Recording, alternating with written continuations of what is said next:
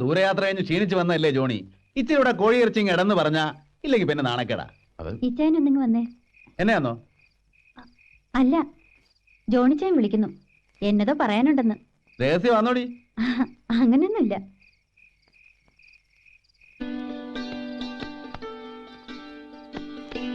ആ രൂപ ഉണ്ടല്ലോടാ.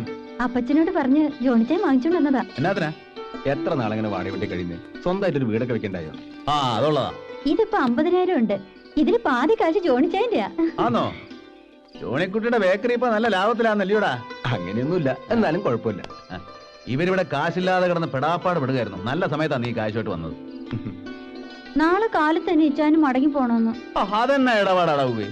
3-4 ദിവസം കഴിഞ്ഞാൽ ഇവിടെ അമ്പലത്തിലെ ഉത്സവാ, ചന്ദ്രോത്സവം. അത് കഴിഞ്ഞിട്ട് നീ പോയാ മതി. അയ്യോ, ബേക്കറിയിൽ പണിക്കാർ മാത്രമേ ഉള്ളൂ, അതുകൊണ്ടാ. ആന്നോ? എന്നാ നിക്കണ്ട, ഇപ്പോഴത്തെ പണിക്കാരല്ലയോ കട്ടുമുടിക്കും. നമ്മുടെ കോഴി എന്തായി? അയ്യോ,